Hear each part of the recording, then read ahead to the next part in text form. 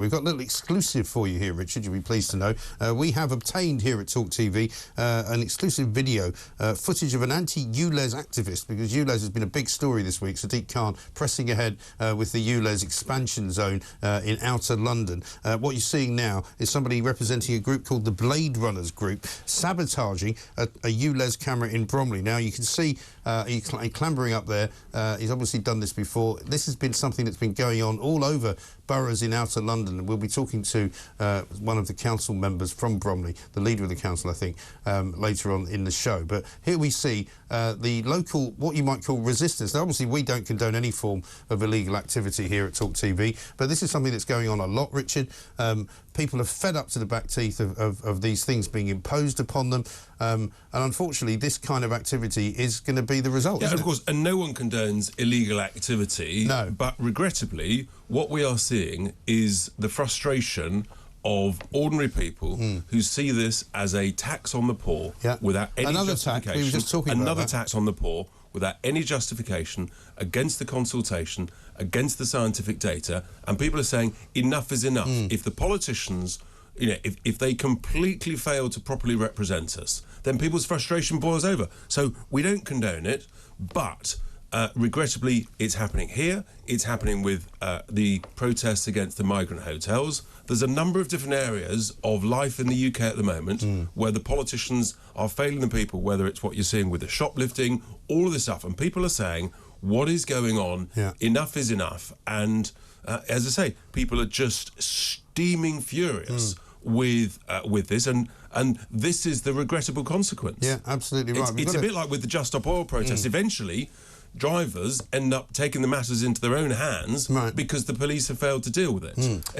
And that is a problem. The police have issued a statement to us. Detective Superintendent Daniel Smith, whose officers are leading the investigation into this vandalism, say, we have been proactively targeting those we suspect of causing or seeking to cause damage. We are carrying out a thorough investigation, and this includes gathering CCTV, speaking to potential witnesses and following up active leads. We're also working with TfL to prevent further offences in the future. Well, I'm not sure how they're going to do that. I'm sure they may have a plan, but the problem is that an awful lot of these cameras were put up even before the ruling was made by the judicial review as to whether it was going to be lawful. So it was almost as though Sadiq Khan was going to stick two fingers up to the judicial review in any event. Well, and we've seen it elsewhere, because we actually saw it in Greater Manchester, where Andy Burnham, they spent tens and tens of millions of pounds putting up cameras before it was due to come in. Then there was such a backlash. He actually did have the political nous to say, let's pause it, let's relook at the whole thing. Sadiq Khan has done the opposite. He's doubled down. He said he's going ahead with it. People's fury is growing. It's rising. This is the, as I say, up in Glasgow, highly regrettable consequence of that. Up in Glasgow, there's a judicial review being ordered as well, which is going to take place, we think, in September. We spoke to Donald McLeod about that, because in Glasgow it's even worse. You can't actually buy permission to go into the ULEZ zone. You just get fined if you do it.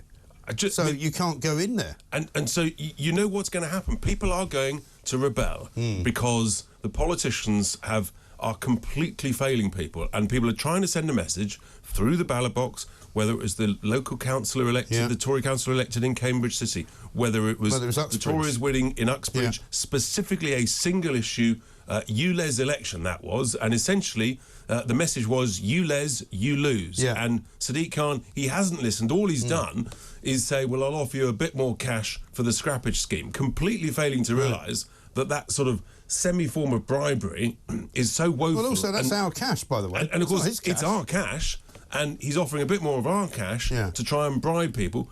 First of all, it's completely ineffective. Secondly, it shouldn't be there in the first place. He shouldn't. It's another classic case of wasting taxpayers' cash when you don't need to do this in the first place. Here's the irony, Mike, of this whole ULEZ nonsense. He says it only affects 1 in 10 cars.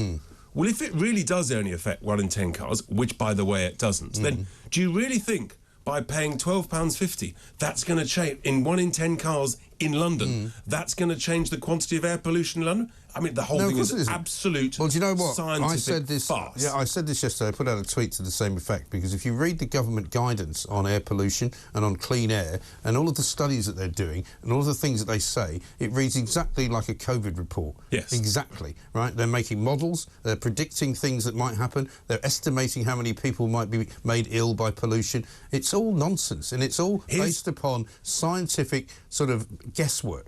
Here's the real data. Yeah. The real data is that the roadside air quality in London has never been of a better quality in history. It's the best it's ever been, and getting better. Yes. That's the first thing. The second thing is London is in one of the best 25% of major global cities in terms of air quality. We should be celebrating those improvements. And most of that has happened before the original ULEZ scheme came in. It happened because of improvements in combustion engines and in fuel technology. So we should be investing more in research for those. And yes, so you then get genuine competition. If you want an electric car like I've got, fine. If you want a modern fossil fuel car, fine. But that's the progress we've made, and that's the absolute madness of this scheme, which, let's be very clear, this is just a tax on the poor, and people are rising up at the ballot box, and regrettably we're seeing other illegal activity taking place.